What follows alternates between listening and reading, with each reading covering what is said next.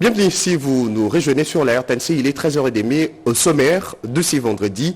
C'est 1er août, la RDC célèbre la fête de parents. Depuis ce matin, le parent décédé et ceux vivants sont honorés par leurs enfants. Cette journée a été instituée pour valoriser le rôle de parents de la société. Nous ferons le point dans un instant. Démarrage ce samedi 2 août 2025 de la 8e édition du championnat d'Afrique de Nations Kenya, Tanzanie, Ouganda 2025. La Tanzanie affrontera le Burkina Faso. La RDC jouera le 3 août 2025 à 13h contre le Kenya. Le pays est logé dans le groupe A. Voilà tout pour le Grand Deal. Place à présent au développement. Madame, monsieur, bonjour. Nous sommes le 1er août. Le pays célèbre la fête de parents. Cette journée a été instituée pour valoriser le rôle de parents dans la société congolaise. Depuis ce matin, les parents décédés et ceux vivants sont honorés par leurs enfants. Vous l'avez certainement constaté que de nombreux Quinoises et Quinois se rendent au cimetière, soit pour la propreté, soit pour déposer un bouquet de fleurs en signe d'amour. Des images et commentaires à suivre dans nos prochaines éditions. Et hier, en la cathédrale du centenaire protestant, de nombreux journalistes, hommes politiques et familles biologiques aux obsèques de Jacques Mukaleng Makal pour une cérémonie d'adieu à cet ancien directeur de la presse présidentielle. Le ministre de la Communication et Médias, porte-parole du gouvernement, était aussi là, venu saluer la mémoire de cette figure de référence de la télévision nationale. Voici le film des obsèques à Kinshasa.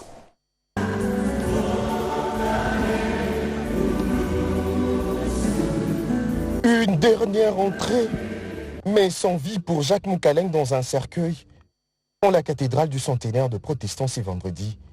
Tristesse pour l'assistance venue rendre hommage à ces chevaliers qui a fait le beau temps de la télévision nationale. Anciens collègues et camarades membres de la famille aussi, de personnalités politiques n'ont pas voulu manquer cette dernière cérémonie d'adieu. Même la poésie a servi de langage pour décrire à l'assistance ce qui a été Jacques Mukaleng, Molière à la peau foncée. Dépôt de gerbes de fleurs par le ministre de la Communication et Médias et autres personnalités.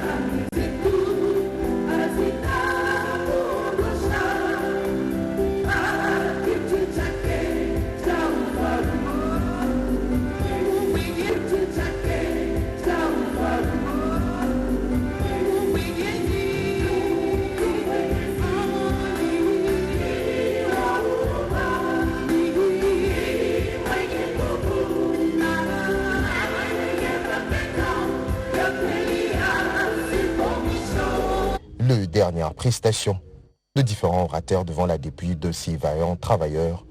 En résumé, ce qui a été l'homme de prière formulée par 6 enfants de Jassi samedi, son corps retrouvera la terre de 6 ancêtres dans le Haut-Katanga.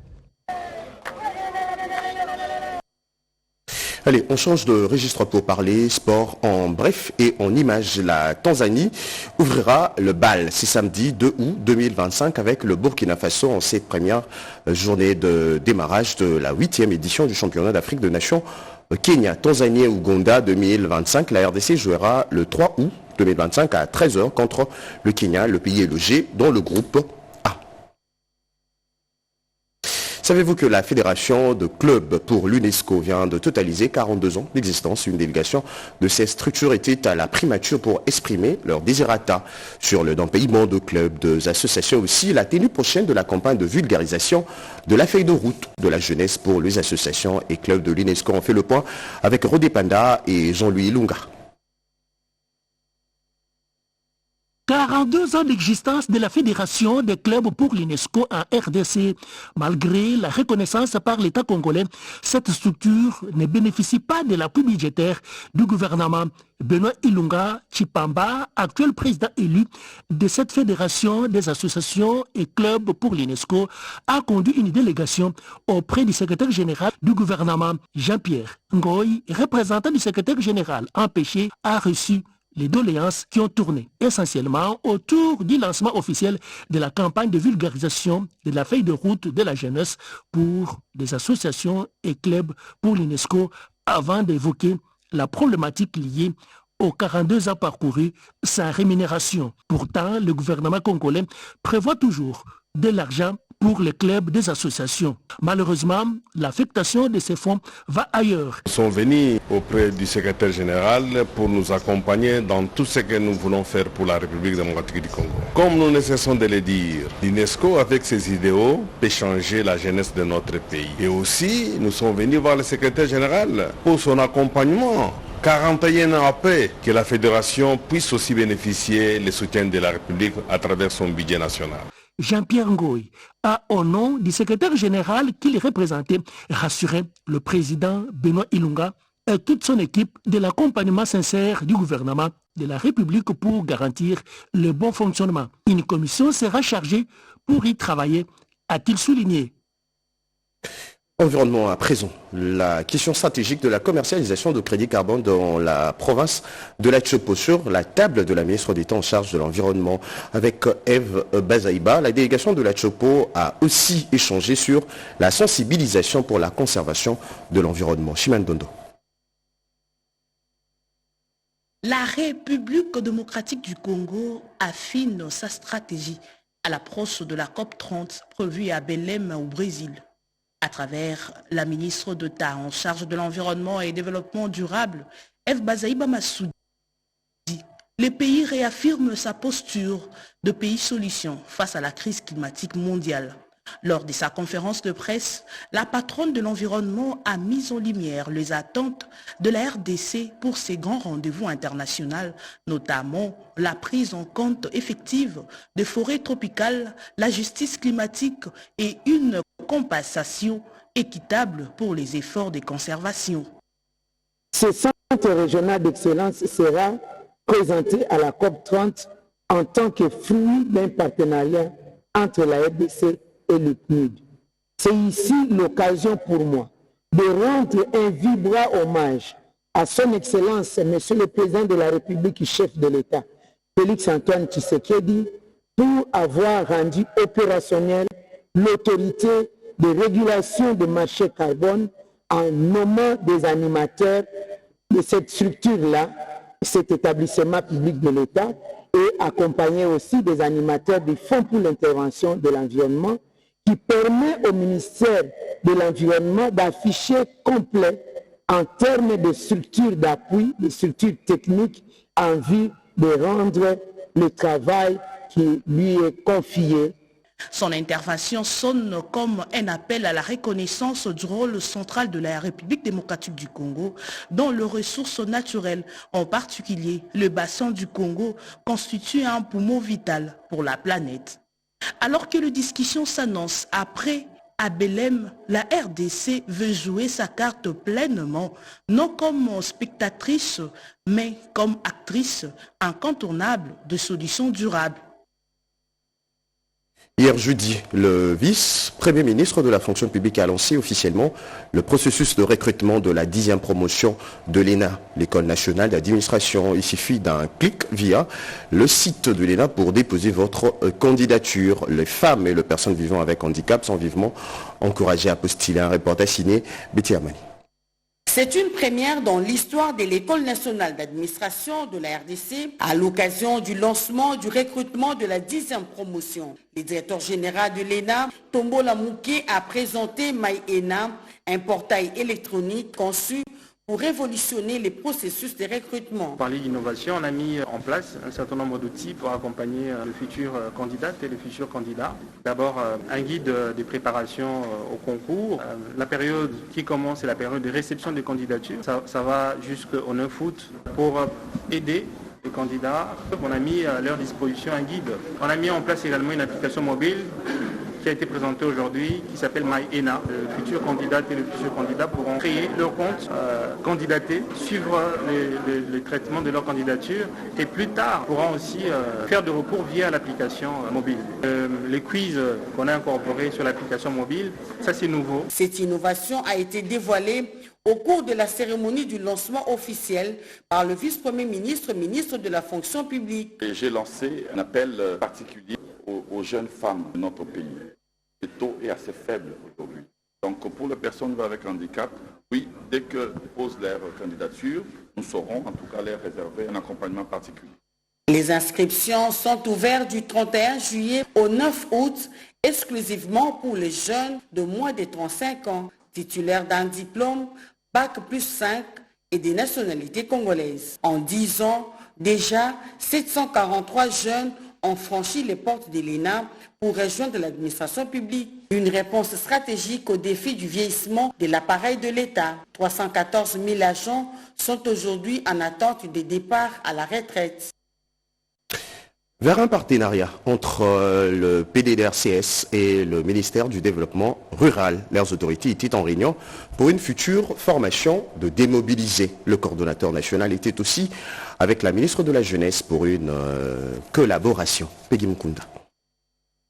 Faire de l'éveil patriotique et de l'encadrement de jeunes ex-combattants un socle stratégique de la reconstruction nationale, c'est le but poursuivi par les programmes de désarmement, de mobilisation, relèvement communautaire et stabilisation PDDRCS et le ministère de la Jeunesse et de l'éveil patriotique.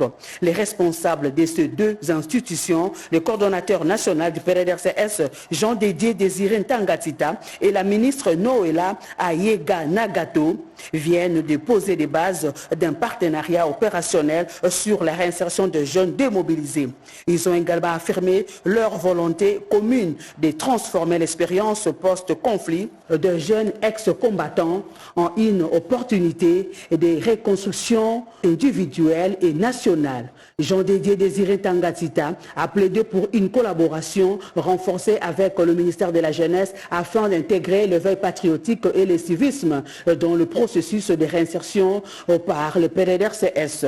Par ailleurs, une rencontre de haute envergure s'est tenue entre le coordonnateur national du PDDRCS, Jean-Dédier Désiré Ntangatita, et le ministre d'État en charge du développement rural, Moïndo Nzangi, dans le but d'initier un partenariat basé sur la formation professionnelle des démobilisés. Ces derniers bénéficieront désormais de l'expertise des patriciens des différents secteurs ruraux qui serviront d'entités pilotes dans l'apprentissage des métiers ruraux par les démobilisés qui pourront de même bénéficier de l'expérience pratique de ces agriculteurs pour la facilitation de leur réinsertion socio-économique.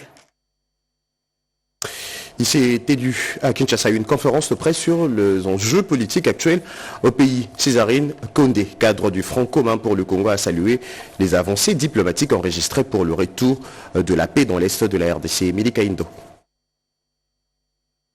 C'est une loi qui redéfinit désormais l'occupation, la planification et l'utilisation de l'espace physique sur l'ensemble du territoire national. La nouvelle loi sur l'aménagement du territoire, promulguée récemment par le chef de l'État, a été remise officiellement à l'administration du secrétariat général à l'aménagement du territoire par le ministre d'État, ministre de l'aménagement du territoire, Iluando Mboyo.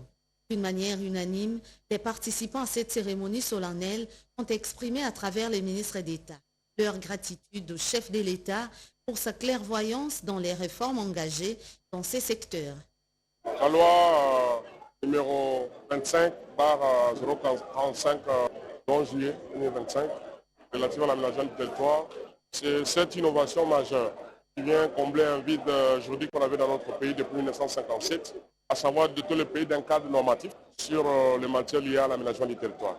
Là, c'est une nouvelle loi qui est constituée de 8 titres avec une centaine d'articles. Il traite des questions d'abord d'ordre général. Cet engagement a été salué également par l'administration en tant que gardienne des textes et les représentants de la société civile chargés de l'environnement et de l'aménagement du territoire. Cet instrument stratégique de gouvernance sectorielle induit un changement des paradigmes comme quoi Tout projet d'infrastructure ou toute utilisation de l'espace physique devra impérativement obtenir un avis de conformité en application de nouvelles dispositions légales. Vous allez corriger avec nous après la promulgation de la loi sur l'aménagement du territoire par le chef de l'État. Vous venez de suivre le ministre d'État, ministre de l'aménagement du territoire, procéder à la remise officielle de ces documents aux différentes structures concernées. Je le disais, en politique, Césarine Condé, cadre du Front commun pour le Congo, a salué les avancées diplomatiques enregistrées pour le retour de la paix dans l'Est de la RDC. Images et commentaires. Les enjeux politiques de l'heure en République démocratique du Congo au centre de cette conférence de presse. Le président de la République, son Excellence Félix-Antoine Tshisekedi Tshilombo, a récemment inscrit son action diplomatique dans une dynamique de recherche active de la paix et de la stabilité dans notre sous-région, l'accord de principe de Doha, les engagements en cours de Washington, ainsi que le processus en gestation autour d'un pacte stratégique RDC-États-Unis sont autant des signes encourageants d'un leadership tourné vers la restauration de la souveraineté et l'affirmation du rôle de notre pays sur l'échiquier international. Devant les chevaliers de la plume, Césarine Condé, cadre du Front commun pour le Congo, a condamné avec la dernière énergie les massacres des civils dans une église à Komanda, dans la province de l'Ituri. Moment indiqué pour Césarine Condé de saluer les avancées diplomatiques pour le retour de la paix dans l'Est du pays. Dans le respect de notre identité politique, nos convictions républicaines et la légitimité de notre base, le FCC réaffirme sa disponibilité à contribuer à l'exécutif national. Autre chose, doter les agents de transport et policiers de circulation routière d'aptitudes citoyennes à même de booster les aspects positifs du civisme routier. Principale articulation de la parade mixte co-présidée par le ministre provincial et le commissaire de la PANSI Kinshasa, Pierre Mbuyu Saïdi. Le ministre provincial des Transports et Mobilité urbaine, Bob Amisolo Kalumbila, accompagné des responsables de la division urbaine des transports, ainsi que du commissaire provincial de la police, Israël Kantou, ont échangé à bâton rompu avec les agents et cadres des transports. C'était au cours d'une parade mixte. Dans un message de socialisation calqué sur les réalités quinoises, le commissaire provincial de la police nationale congolaise, ville-province Kinshasa, a rappelé que la conscience professionnelle et le respect des droits humains doivent guider l'exercice des missions des agents de transport. Belle opportunité pour ces derniers de marteler que l'interpellation des usagers routiers de la ville-province Kinshasa doit se faire dans le strict respect de la procédure légale, car toute dérive ou abus est formellement interdit. Dans un exercice citoyen, le ministre provincial, pour sa part, a conscientisé les agents et cadres du transport à un respect scrupuleux des lois, rappelant que les lois sont les seules boussoles qui doivent orienter toute action. Les agents de transport, non. Les agents de transport sont des gens nobles. Arrêtons les tracasseries. Les chauffeurs, les motocyclistes ne sont pas nos ennemis.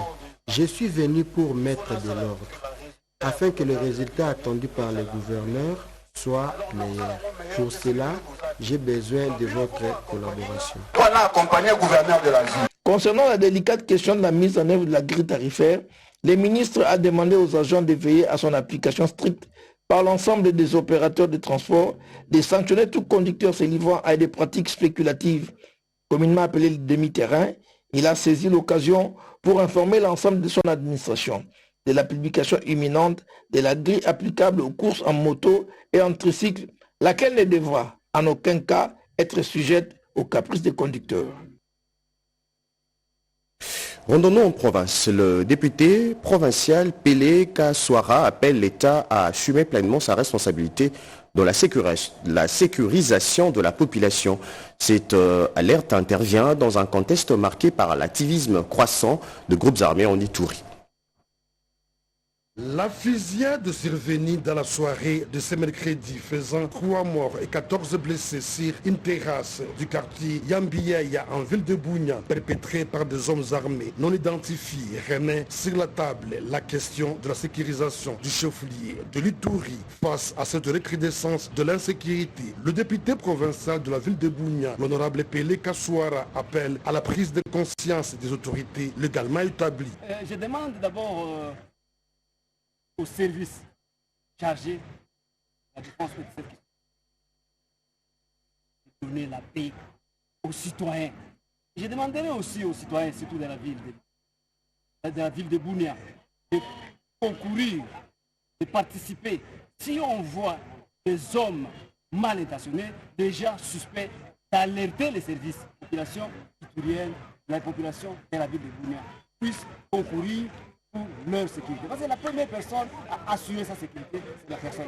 Dans une communication à la presse, le commandant de la police de la ville de Bunia, le commissaire supérieur Abeli Mwangu, invite la population à redoubler de vigilance et à collaborer étroitement avec les services de sécurité. À l'heure actuelle, les blessés sont internés dans une structure médicale locale afin de recevoir des soins appropriés. Une enquête judiciaire a été ouverte pour retrouver les auteurs de cet acte criminel. Après un moment d'agitation, le Sud Kivu dit non à l'insécurité. Le représentant de communauté d'Uvira et ceux de compatriotes Ouazalendo optent pour la cohésion autour du gouverneur de province.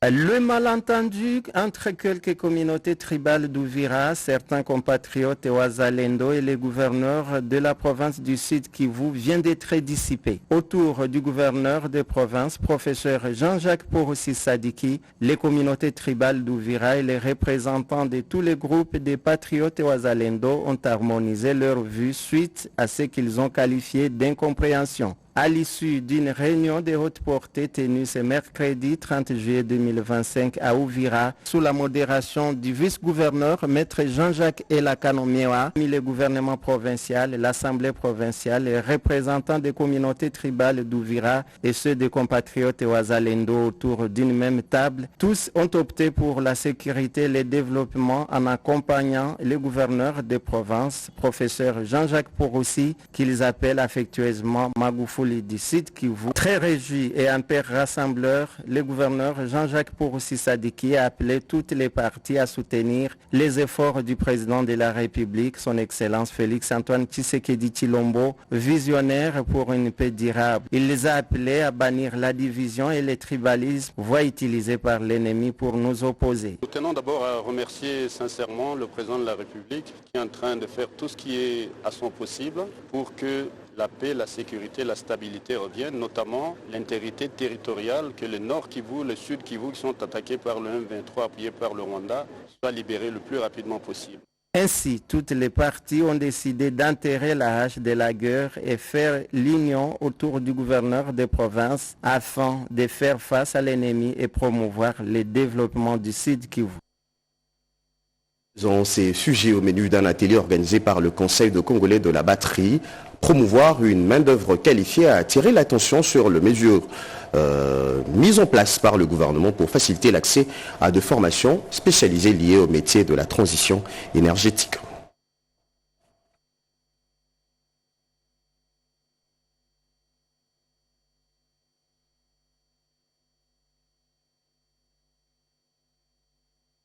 La transition écologique va bouleverser le marché d'emploi. D'ici à 2030, plusieurs nouveaux métiers liés à la préservation de la nature et l'utilisation responsable de l'énergie et des ressources seront créés. Ces changements profonds vers le métier de la transition nécessitent déjà une série de formations. Au cours de ces échanges avec ces étudiants venus des différentes universités, les conseils congolais de la batterie sensibilisent sur les atouts de ces nouveaux métiers liés à la transition écologique pour préparer la main-d'œuvre aux défis et aux opportunités de demain. Pour le directeur général du Conseil congolais de la batterie, la RDC est au cœur de cette transition énergétique, raison d'informer sur les futurs métiers qui vont transformer le secteur économique.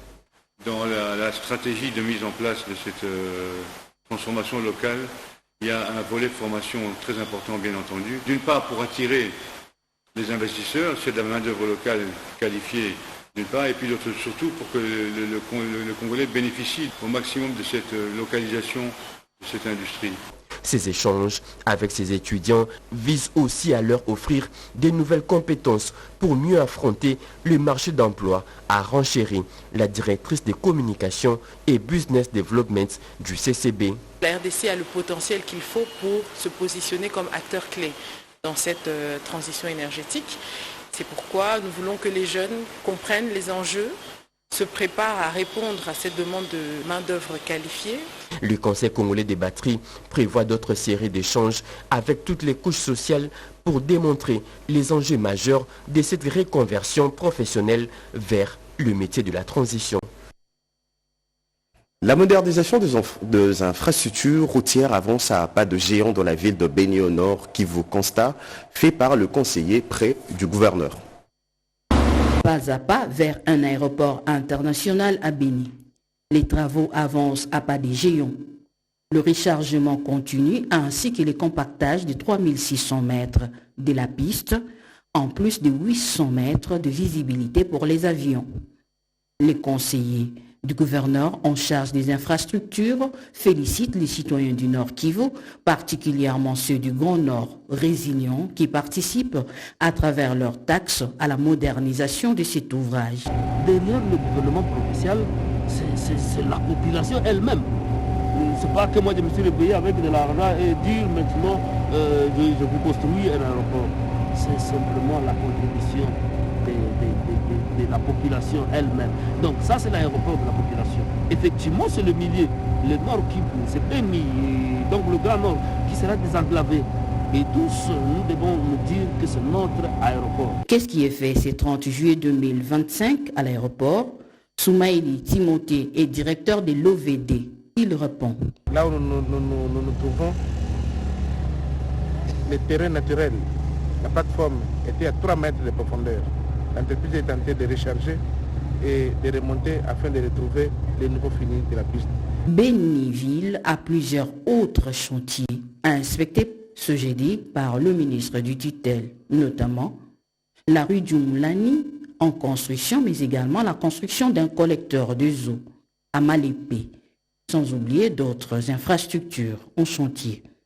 Pour ce faire, une équipe d'experts a accompagné Paul Vikonza, ministre des Infrastructures, à la visite des engins et matériels utilisés par la société SSV, partenaire du gouvernement provincial. Dans la vision éclairée du président de la RDC, Félix-Antoine Tshisekedi Tshilombo, le général-major Somo Kakule Évariste, gouverneur militaire du Nord Kivu, pose des bases d'intervention en matière sécuritaire, intérieure et extérieure, apprêtant les infrastructures adéquates pour, entre autres, désengorger les voies publiques, améliorer le trafic, faciliter les interventions de l'armée et de la police. À présent, 3 journées de réflexion sur la santé organisées à Lubumbashi au centre hospitalier Tshisekedi Tshilombo. L'accès aux soins de santé pour tous était la thématique centrale au cœur des échanges, différentes pathologies évoquées. Rodé Panda. Tradition respectée encore une fois de plus à l'université de Lubumbashi, faculté de médecine, avec la collaboration de la faculté de sciences pharmaceutiques. 3 jours consacrés au thème « Accès aux soins de santé pour tous », appuyé par un sous-thème « Défis et solutions pour garantir des soins de santé équilibrés ». Ce sujet a été abordé en 3 thématiques, notamment les pathologies gynécologiques, l'ontologie et l'hématologie. La particularité de cette édition, c'est la solution trouvée à ces pathologies avec des réponses idoines grâce à la mise en place du centre hospitalier Tshisekedi Tshilombo de la Caisse nationale de sécurité sociale. Le professeur Kaya Mulumba, au département de santé publique de l'université de Lubumbashi et président urbain de l'ordre des médecins dans le Haut-Katanga, connaît bien le CHTT et souhaite les partenariats entre la faculté de médecine et cette formation hospitalière de la CNSS. Madame Chibangu Shimatu Laurence Sandra, administrateur gestionnaire du centre hospitalier Tshisekedi Tshilombo, a salué